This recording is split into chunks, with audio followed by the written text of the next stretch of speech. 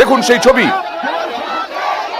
Barricade ভাঙার চেষ্টা, বিরাট বাঁশের ব্যারিকেড, সেই ব্যারিকেড ভাঙার চেষ্টা বিজেপি কর্মী সমর্থকদের। রায়গঞ্জেও ধুন্ধুমার।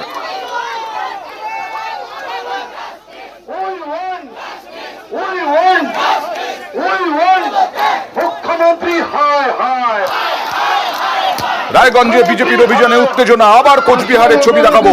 কোচবিহারেই জল কামান ছোড়া হয়েছে, লাঠি পেটা করা হয়েছে, লাঠি উঁচিয়ে তারা ছত্রভঙ্গ করার চেষ্টা। নিশীথ প্রামাণিকের নেতৃত্বে বিজেপির জেলা শাসকের অফিস ঘেরাও অভিযান। নিশীথ প্রামাণিককে পুলিশ সুপারের অফিসে ঢুকিয়ে দেওয়া হয়েছে এবং তা তখনই কেন্দ্রীয় বাহিনীর জওয়ানদের সঙ্গে পুলিশের বচসা, ধস্তাধস্তি। সেই ছবি দেখছেন আপনারা। নিশীথ প্রামাণিককে যখন ঢুকিয়ে দেওয়া হচ্ছে পুলিশ সুপারের অফিসে, তারপরে কেন্দ্রীয় বাহিনীর জওয়ানরা চাইছেন ওর মধ্যে ঢুকতে পুলিশ সুপারের অফিসের মধ্যে, তখন তাদের মধ্যে ধস্তাধস্তি এবং বচসা। দেখুন সেই ছবি।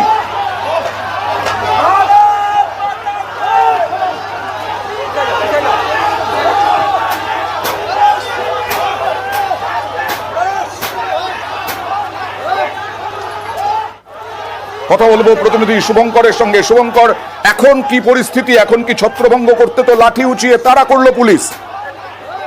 হ্যাঁ, একেবারেই। দেখো কয়েকটা বলে রাখি যে বিজেপির এই যে কোচবিহারের জেলা শাসকের দপ্তরে যে অভিযান ছিল, সেই অভিযান যে ধুন্ধুমার হয়েছে কোচবিহারের সাগরদিঘি চত্বর।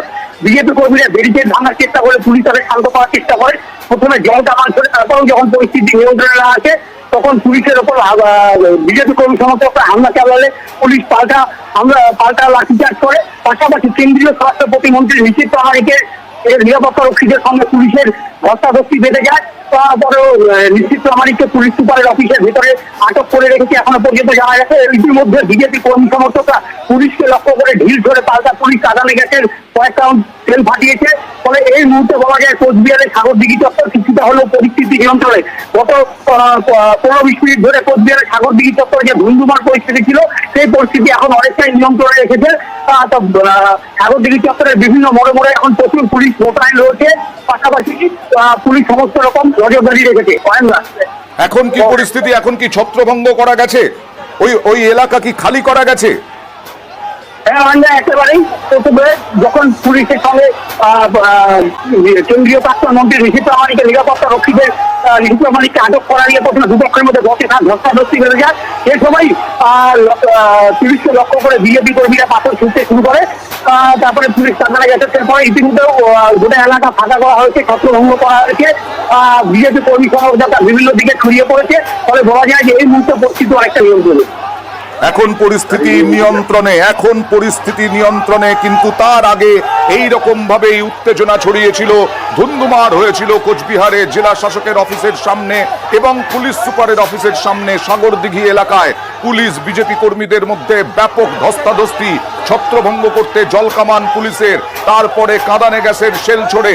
কারণ নিশীথ প্রামাণিককে যখন পুলিশ সুপারের অফিসে ঢুকিয়ে দেওয়া হচ্ছে, সেই সময় ইট পাটকেল ছোড়ে বিজেপি কর্মী সমর্থকরা।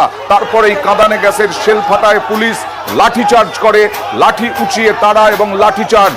তারপরে এখন পরিস্থিতি অনেকটাই নিয়ন্ত্রণে।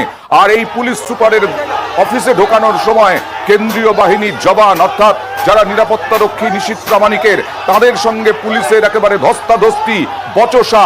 কেন্দ্রীয় বাহিনীর জওয়ানরা কিছুতেই তাকে যেতে দেবেন না, আটক করতে দেবেন না। অন্যদিকে পুলিশ সুপারের অফিসের মধ্যে ঢুকিয়ে দেন নিশীথ প্রামাণিককে।